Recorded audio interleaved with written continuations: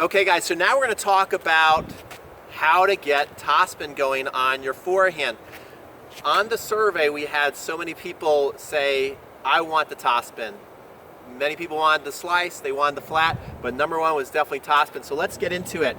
Now I'm going to teach you though different grips because it's okay. You can hit topspin with pretty much any grip, but there's little things you have to do differently within each grip. So let's start with the continental grip because we do know that there's a lot of people on following us that are in their 50s, 60s, 70s, even 80s. So you may still have the continental grip. What is it? It's basically that shake hands position on the racket, and you can hit a volley with this grip, you can hit your forehand, and you can hit your backhand. So if you have the continental grip, you can hit pretty much any shot with it. That's the cool thing about it.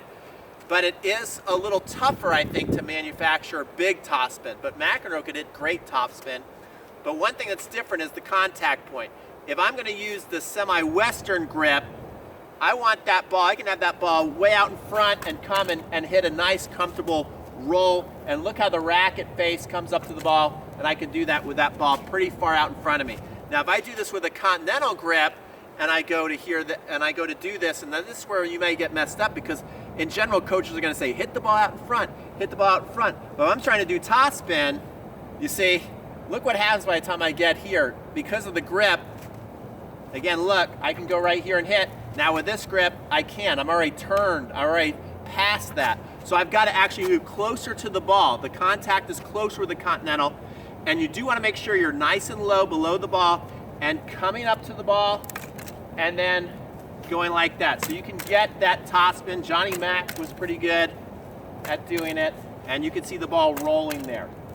It is harder to really kind of unleash a lot of power into it with a topspin when you have a continental grip, but it can be done. All right, next we're gonna move over to the Eastern grip. Now again, if I'm in that semi-western grip, I'm going to keep coming back to the semi-western as the framework. That's what most pros play with. Again, I keep that ball way out in front and hit that topspin. Now let's go over to the Eastern grip. I go there. It's a little awkward for me, so I want to keep the ball out in front, but I'm still a little closer than if I was in the semi-western shot, and I'm in that Eastern grip. And again, it's the same idea. We must come below it and up to the ball.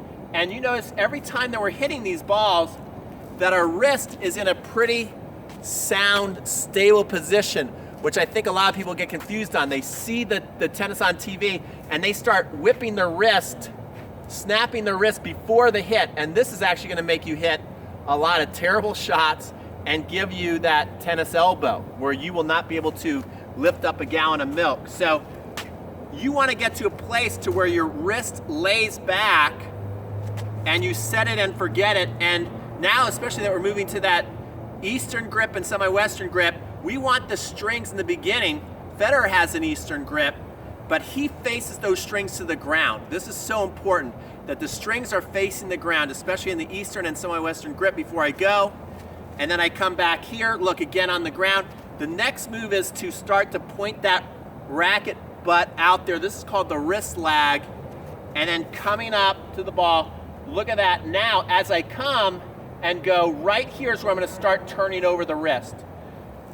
After the ball is gone, I hit it, ball just left, and now I start turning over. And I really like the Topspin Pro because it really shows that you want to get extreme spin on the ball, the flight path of your racket head, that you come up to the ball and then you're pretty much going up and through, up and through, up and through. Then we get that semi-western grip. This is where you basically put the racket on the ground like you're holding a frying pan.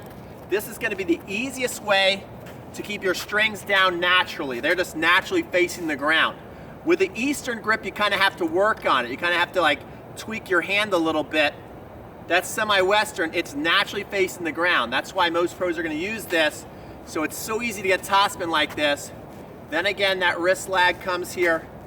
I get under the bottom of the ball and up. Now this is going to give us, again, as I'm saying, guys, the most topspin. But just because you have topspin doesn't always mean you're hitting the shot you want to hit. If I swing up just like this all the time, I'm gonna hit the ball very high. I might hit some short, but it's gonna be hard to get spin and drive. So we're gonna teach you how to vary it. But just one more thing before we go. I wanna talk about the follow through. With all the shots in topspin, I see people who hit the topspin, they start moving their wrist the wrong way. I like to call this the door hinge, to where when they start doing a door hinge to get spin on the ball, I know a lot of recreational players will do this. This is again where you're actually gonna take spin off the ball. The racket face is gonna start opening, and you're again gonna start developing tennis elbow. And when they do this door hinge, video yourself, you're gonna see that the strings actually start to face up. And this is a no-no. If you're following through and your strings face up, you have most likely lost the top spin, launched the ball over the net, and giving yourself tennis elbow all in one move. So congratulations on that. But we don't want to do that, right? So what you want to do is the things I've talked about, and then when you're done, if your strings are facing towards the ground, a couple different ways. Like this is one way, that's good. You'll see lots of follow throughs like that.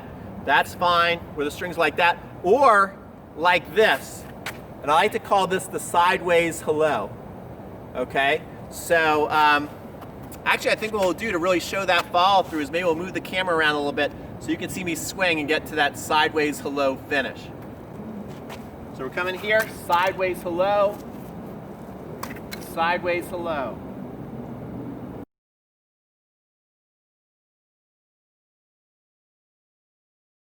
Okay guys, so again, I just want to show you the sideways hello real quick before we start hitting some balls. So again, I'm coming here and sideways hello finish.